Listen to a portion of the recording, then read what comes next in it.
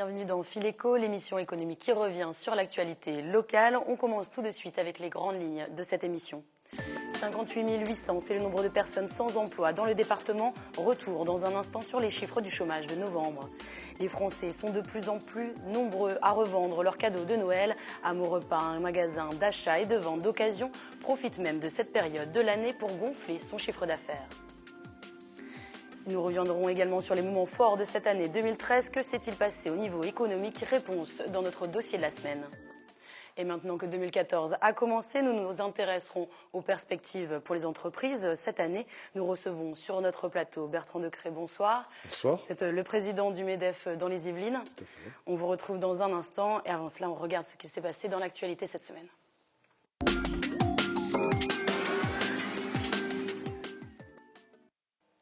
Les chiffres du chômage pour le mois de novembre sont tombés la semaine dernière. Comme je l'indiquais dans les titres, on compte 58 800 personnes inscrites à Pôle emploi en catégorie A, un chiffre en hausse de 0,6% par rapport à fin octobre, 340 personnes de plus, mais surtout une hausse de 8% sur l'année. C'est plus que la hausse établie en Ile-de-France ou même dans le pays. Les personnes les plus touchées, les seniors, le nombre de personnes sans emploi de plus de 50 ans a augmenté de 11% en 2013. Cette information qui vient d'être publiée par le site contribuable.org, un site de contribuables associés qui s'est intéressé aux dépenses des communes dans les Yvelines. Elancourt se classe à la première position dans les villes les moins dépensières de sa catégorie de population, une note de 19 sur 20, suivie du Chesnay et de Houille. 3 autres villes de même catégorie sont jugées beaucoup trop dépensières avec une note de 0 sur 20. Il s'agit là de Mantes-la-Jolie, Les Mureaux et Vélizy. Pour Elancourt, c'est une bonne nouvelle qui se confirme. La ville avait déjà été classée en 2006 comme étant la ville la mieux gérée des Yvelines par le magazine Challenge. Êtes-vous de ceux qui revendent leurs cadeaux de Noël? Les Français, en tout cas, le font de plus en plus. Nous nous sommes rendus à Maurepas, dans un dépôt-vente. Au lendemain de Noël, ce magasin réalise son plus gros chiffre d'affaires. Un reportage réalisé avec Olivier Maniscalco.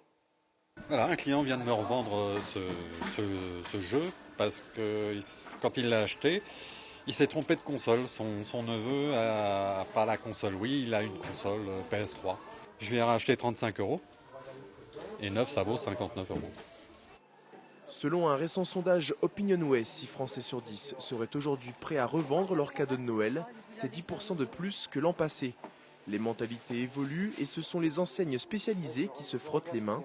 Dans ce magasin à Maurepas, on rachète aux particuliers du matériel plus ancien, mais aussi les cadeaux reçus au pied du sapin. Hier, 26 décembre, c'était le jour des consoles de jeux. On a racheté quasiment une vingtaine de consoles de jeux pour des gens qui ont eu une nouvelle console, qui sont venus nous revendre leur ancienne console ou qui nous ont vendu la console car ils l'avaient déjà. Et on a racheté près de 200 jeux vidéo hier. Aujourd'hui, la possession d'un produit est moins importante que l'utilisation d'un produit. Ce qui intéresse les gens, c'est d'avoir le jeu dont tout le monde parle, s'en servir, aller à la fin, puis ils le revendent pour en acheter un nouveau. Aujourd'hui, on consomme le produit, on ne le possède plus. Et contrairement au délai que les sites spécialisés d'Internet peuvent imposer, ici l'achat est immédiat. Pour ce faire, il suffit d'être majeur et de présenter une pièce d'identité en salle de vente. Les produits sont ensuite testés par des techniciens avant qu'acheteurs et revendeurs tentent de trouver un accord sur le prix. Le paiement se fait en cash jusqu'à 750 €, sinon ce sera par chèque, à l'instar des bijoux et des métaux précieux comme la loi l'exige. Toute l'année, je pense que c'est intéressant de venir ici. C'est pas spécialement les fêtes. De temps en temps, je viens, je revends aussi des trucs, voilà. Pour débarrasser. Envie de changement. C'est un bon moyen d'avoir de l'argent en espèces tout de suite, au lieu de les jeter. Même si les chiffres d'affaires restent confidentiels, la période de Noël est clairement une période faste pour les enseignes spécialisées. Les articles rencontrant le plus de succès restent les produits dits technologiques. Fin décembre, une centaine de consoles et 300 jeux vidéo ont ainsi été vendus, en plus de 40 téléphones portables et une dizaine de tablettes numériques. La Fédération des Yvelines du Secours populaire a organisé une croisière sur la Seine pour fêter la fin d'année. Étaient conviées 50 personnes âgées, isolées. Une belle initiative permise par les dons. Au micro d'Olivier Maniscalco, le président national du Secours populaire nous explique que les dons viennent de plus en plus du secteur privé. Nous avons maintenant un réseau de partenaires solidaires, c'est-à-dire qu'il y a des entreprises qui ont décidé de verser de l'argent, d'offrir des moyens aux secours populaires. Alors, comme nous sommes une association indépendante, il faut qu'on rame, c'est le moment de le dire puisqu'on est sur un bateau, mais on a des résultats et on peut offrir de telles croisières, de tels moments de bonheur pour les personnes âgées. Et parmi ces entreprises, de nombreuses entreprises yvelinoises, le Carrefour de Saint-Quentin en Yvelines a par exemple offert 1 000 € pour cette sortie. Sur le bandeau qui s'affiche, vous trouverez toutes les coordonnées pour vous aussi faire un don. Une galerie photo virtuelle, c'est ce que proposent de jeunes entrepreneurs. Les internautes peuvent y acheter leurs photographies d'art. À Vélizy 2, les fondateurs de Pixopolitan exposent quelques-unes des œuvres proposées et expliquent leur concept store. Nous les avons rencontrés, des images d'Élodie Moine. Dans la galerie marchande de Vélizy 2, ce magasin éphémère propose des photographies d'art. Un espace assez réduit, mais l'ensemble de la collection est visible via ces tablettes, un nouveau concept de vente 2.0. Vous avez accès en fait à une visualisation de chacun des formats et de chacune des finitions grâce à l'application. Par exemple, si vous souhaitez un petit format, classique, mis sous Marie-Louise et cadre, vous pouvez le voir ici et bien sûr voir le rendu que cela donnera chez vous. La galerie virtuelle propose 10 000 photographies du monde entier. Un jury d'experts les sélectionne avec les deux fondateurs, Paul-Henri et Romain. Leur édition est limitée de 50 à 500 exemplaires pour des prix oscillant entre 29 et 450 €. La société a été lancée en octobre 2012 alors que ces jeunes entrepreneurs étaient encore étudiants. On rentrait tous les deux d'échanges à l'étranger, on était étudiants. Moi j'avais passé beaucoup de temps à Shanghai et en arrivant à Reims, la ville dans laquelle on a étudié, je souhaitais décorer mon appartement d'une belle photo de la skyline shanghaïenne. Et j'ai rien trouvé sur internet ni dans les magasins de déco. Et je me suis rendu compte de deux choses, que j'étais loin d'être le seul à chercher des photographies de lieux particuliers qui avaient du sens pour moi, des photos d'art pour découvrir mon intérieur.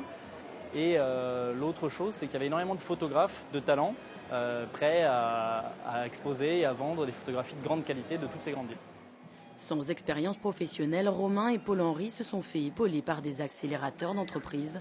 Leurs coachs les ont aidés à lever 230 000 € de fonds le mois dernier. Prochaine étape, être présent physiquement dans les grandes villes de France. Il reste d'ici là accessible en ligne et jusque fin mai à Vélizy.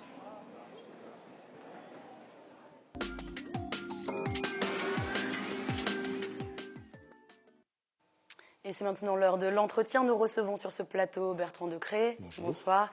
Vous êtes président départemental du MEDEF et vous êtes avec nous pour nous parler donc des perspectives de 2014. Alors, juste un mot tout d'abord quand même sur l'année qui vient de s'écouler. Qu'est-ce qu'il y a à retenir? Écoutez, il n'y a pas de fait tellement de grands faits marquants. Enfin, c'est nous, il y a quand même eu l'élection du président, Pierre Gattaz.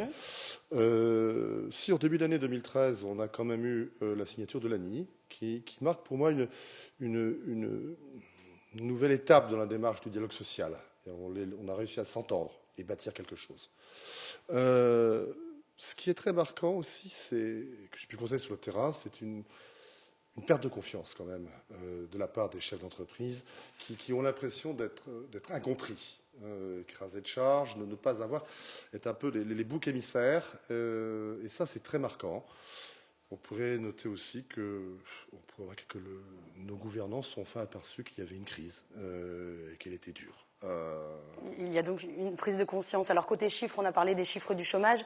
Au niveau de la croissance, il faut encore attendre les derniers chiffres du quatrième trimestre, mais le CDE annonce une croissance de 0,2% en 2013. En 2014, elle prévoit une croissance de 1%. Alors, ça n'est pas forcément toujours tenu finalement au bout du compte, mais est-ce que c'est le signe d'une embellie? Écoutez, je me garderai de tout commentaire sur les chiffres de la croissance. On s'aperçoit que c'est de l'aléatoire et que ceux qui font souvent ces prévisions ont du mal à les tenir. Moi, je crois qu'il faut pour sortir de cette crise s'engager collectivement. Ça va dans le sens d'ailleurs de ce qu'a proposé Pierre Gattaz quand il a, le 18 novembre dernier, demandé au président de la République de créer un pacte de confiance pour la croissance. Parce que c'est vraiment cette confiance qui redonner aux entrepreneurs, redonner aux populations, permettra de générer la croissance. des actes plutôt que des mots. Alors, a priori, le président François Hollande aurait entendu cette demande. Il a annoncé lors de ses vœux la création d'un pacte de responsabilité. Donc, on ne sait pas encore en détail ce qu'il contiendra, mais il promet, en tout cas aux chefs d'entreprise, je cite, moins de charges sur le travail, moins de contraintes sur leur activité et en même temps une contrepartie, plus d'embauche et plus de dialogue social. C'est finalement ce que réclamait votre président. Tout à fait. Quand j'ai écouté, moi j'ai amené la presse aussi, je le lisais avant de rentrer sur ce plateau. Si je m'arrête au simple discours présidentiel, je ne peux dire que mon adhésion, donner que notre adhésion, c'est exactement ce que nous demandons. Nous demandons une baisse des dépenses publiques. C'est ce qui a été également annoncé lors des vœux. Nous devons dépenser moins pour réduire notre déficit et pouvoir à terme baisser les impôts. Ce sont les mots du président de la République. On ne peut que y souscrire ce que nous demandons. Moins de charges pour les entreprises pour embaucher plus. Je vous rappelle que nous engageons le MEDEF par Pierre Gattaz. La voix de Pierre Gattaz s'est dit que nous pouvons créer 1 million d'emplois en 5 ans. Effectivement, donc quand le président nous dit « écoutez, on va baisser vos charges et en contrepartie, vous allez embaucher », nous ne pourrons qu'être d'accord et y souscrire. Je vais peut-être me fendre quand même de la déclaration de mon président quand même, puisque c'est un comité de presse qui est d'aujourd'hui. Pierre Gattaz nous dit que l'économie française peut se relever et la création d'emplois peut repartir dans notre pays. Il faut cependant engager sans tarder les réformes indispensables. Le MEDEF est prêt à participer, à s'impliquer activement pour bâtir concrètement le pacte annoncé par le président de la République. Il faut cependant avancer rapidement, car il y a urgence. Voilà, sur les mots de Pierre Gattaz. Alors, il ne manque plus que les actes. Autre point positif, la réforme de la formation professionnelle qui doit avoir lieu très prochainement. Vous avez porté déjà ce projet et vous avez trouvé un accord mi-décembre. Tout à fait, le 13, oui.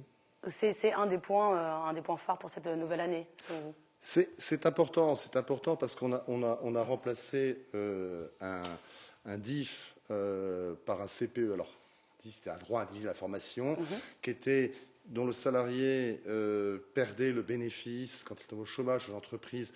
Alors là, avec le compte personnel de formation CPF, il va pouvoir accumuler des points et le gérer lui-même.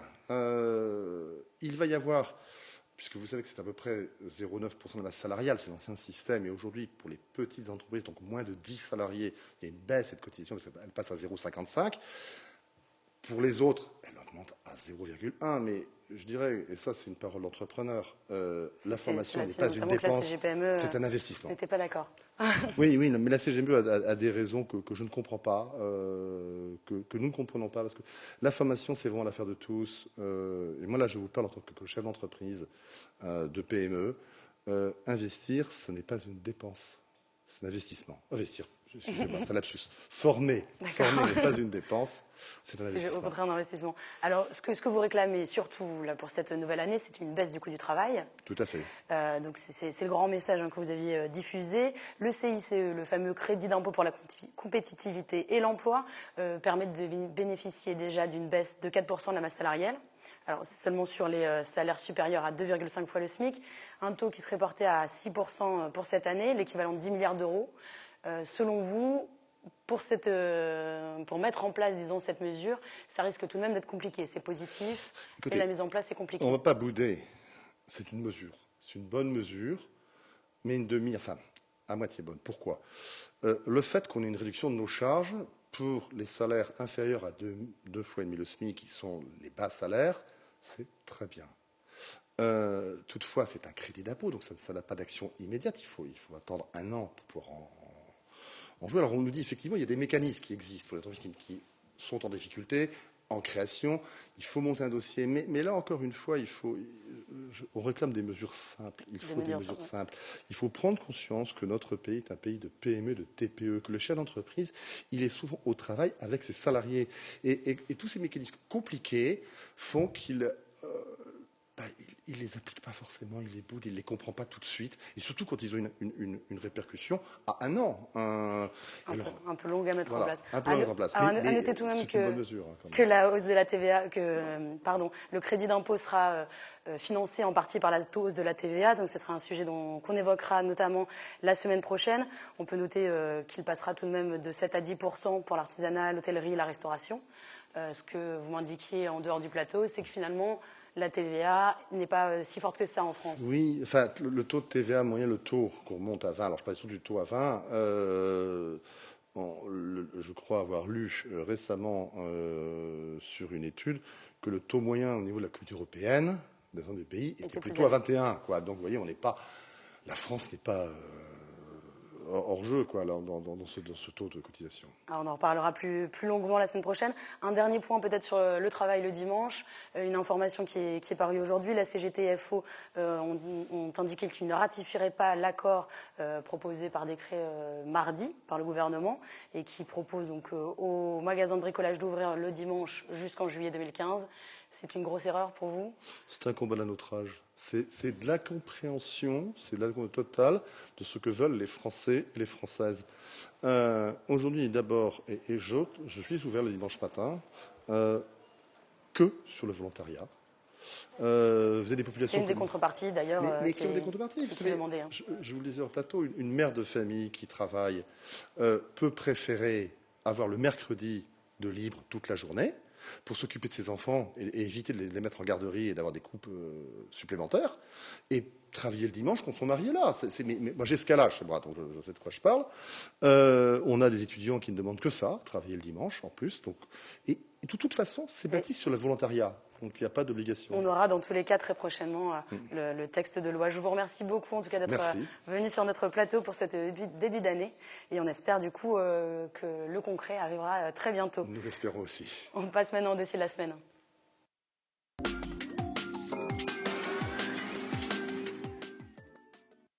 Après avoir parlé des perspectives pour les entreprises en ce début d'année, je vous propose de revenir sur les moments forts de 2013. Que s'est-il passé au niveau économique dans les Yvelines? Réponse avec notre dossier de la semaine réalisé avec Romain Rouspini. Retour sur une année chargée en actualité économique. La crise est toujours bien présente en France et cela se ressent. Tout d'abord sur l'emploi. Dans les Yvelines, 58 800 personnes sont au chômage, une hausse de 8% depuis le début de l'année. Les annonces de licenciements se sont multipliées. Petites et grosses entreprises, aucune n'est épargnée. En janvier, le constructeur automobile Renault annonce un plan de compétitivité. Gel des salaires en 2013, suppression de 7 500 postes d'ici 2016 et temps de travail augmenté. Les ouvriers de l'usine de Flins montent au créneau. En mars, un accord est trouvé. Les syndicats acceptent les conditions. En contrepartie, Renault s'engage à augmenter les productions et à maintenir l'activité des sites. Aujourd'hui, l'usine de Flins produit entre autres la Zoé, une voiture électrique vendue depuis mars, un atout écologique mais aussi économique, 13 700 €. Les salariés de Virgin ont moins de chance. Avec la montée du e-commerce, l'enseigne connaît de grandes difficultés financières. En janvier, elle dépose le bilan. Le tribunal de commerce rejette toutes les offres de reprise. Virgin est liquidée le 17 juin. Conséquence, ses 26 magasins ferment, dont celui de Montigny-le-Bretonneux. Les produits sont bradés, le magasin dévalisé. Une quarantaine de personnes y travaillaient. Toujours à Montigny, le magasin Bricorama a fermé ses portes fin décembre. La chaîne de bricolage met en avant des difficultés financières dues à son interdiction d'ouvrir le dimanche. Contrairement aux enseignes Leroy Merlin et Castorama, fin 2012, une décision de justice l'avait contraint à fermer 32 magasins. Depuis, elle dénonce une concurrence déloyale. Bricorama porte plainte, un échec au niveau judiciaire, mais la question du travail dominical est mise sur la table. Face à la grogne populaire, le gouvernement a promis une modification de la loi pour 2014. En attendant, il autorise tous les magasins de bricolage, sans exception, à ouvrir le dimanche. Une satisfaction pour Bricorama qui n'a pas rouvert pour autant son établissement de Montigny. Les 23 salariés ont été reclassés dans d'autres magasins du groupe. Au début de l'année, le groupe EADS annonce une restructuration et un plan d'économie globale de 200 millions d'euros. EADS devient en 2014 Airbus Group. Les salariés se montrent inquiets sur leur sort, notamment sur le site d'Elancourt. Ils refusent le projet de cession de la filiale Cassidian, Tests et Services. En décembre, la direction du groupe annonce la suppression de 5 800 postes, dont 1 700 en France. Sont concernées les filiales Cassidian et Astrium, présentes à Elancourt, mais aussi aux Mureaux. Areva connaît aussi une restructuration. Le groupe cède sa filiale Euriware, dont le siège est à Guyancourt, à Cap-Gémini. Autre établissement en difficulté, l'université de Versailles-Saint-Quentin en Yvelines, proche de la cessation de paiement. Il manquait 4 millions d'euros pour boucler le budget 2013. Enfin, Ikea a connu des difficultés non pas financières mais judiciaires. Ikea France, dont le siège est basé à Plaisir, est mise en examen. Ses dirigeants sont accusés d'avoir espionné leurs salariés. Face à ces difficultés, le gouvernement a mis en place des mesures pour relancer l'emploi. Il cherche notamment à combattre le chômage des jeunes et des seniors. Et pour cela, il crée en février le contrat de génération. Ce dernier vise à favoriser l'embauche d'un jeune, le maintien d'un senior et la transmission de savoir-faire intergénérationnel. Pour valoriser cette mesure, le président en personne s'est rendu fin avril au Mureaux. Il y a rencontré Lydia et Marie, premières signataires de ce contrat dans le département. Nous les avions retrouvées dans leur entreprise versaillaise. Quelques mois plus tard, François Hollande lance les emplois francs. Il offre ainsi une prime de 5 000 € à toute entreprise embauchant un jeune issu de quartiers populaires. Le ministre de la Ville, François Lamy, annonce en septembre que Saint-Quentin en Yvelines fait partie des 30 agglomérations françaises concernées par cette mesure.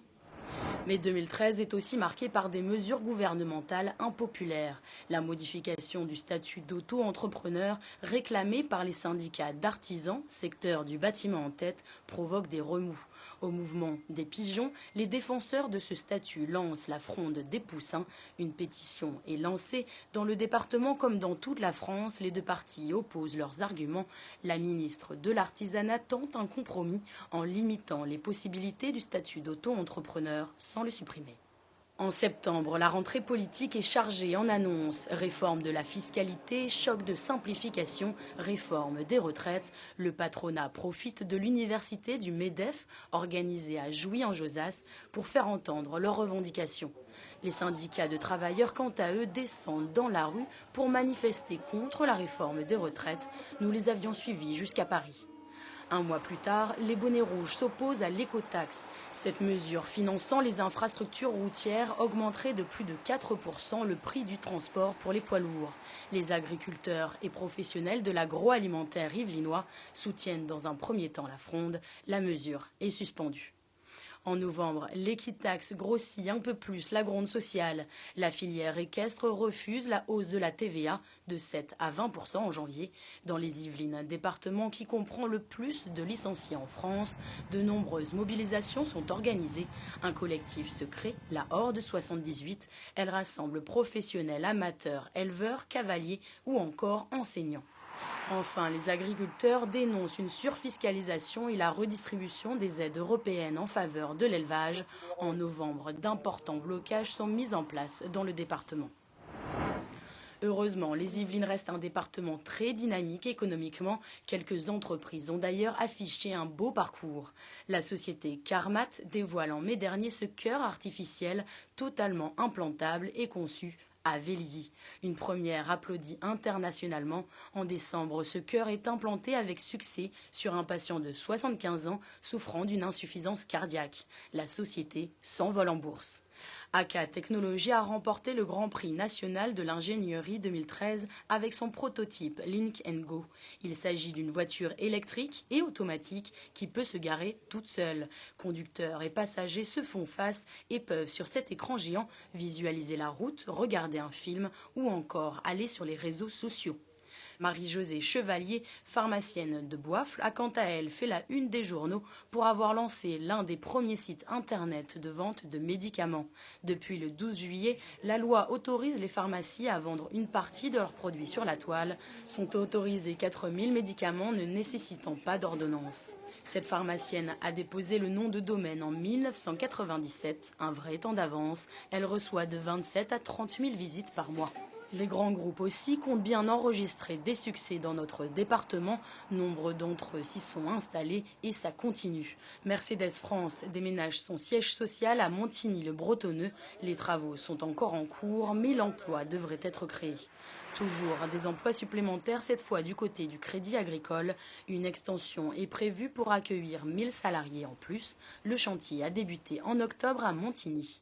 Dans le domaine encore des constructions, l'Estaca, une école spécialisée dans les transports de demain, prend forme à Montigny. Elle devrait accueillir 1500 étudiants. Également créateur d'emplois, de grands centres commerciaux ont éclos au Clé-sous-Bois, l'outlet de luxe One Nation, 24 000 mètres carrés, 112 boutiques, des marques de luxe qui proposent dans leur rayon des collections passées à prix bradé. 5 millions de visiteurs sont attendus chaque année. Carré Privé Ouest, un centre commercial reposant sur le même concept et qui devait prendre la place de Sky West, ne verra lui jamais le jour. Un nouveau projet pour ce site devrait être dévoilé en 2014. Enfin, à Coignières, le forum a fait peau neuve. 4 enseignes ont investi les lieux. 2013 laisse maintenant sa place à 2014 et à de nouvelles actualités économiques. C'est la fin de ce fil éco. Merci d'avoir été avec nous. Je vous donne rendez-vous jeudi prochain, même heure. Bonne soirée.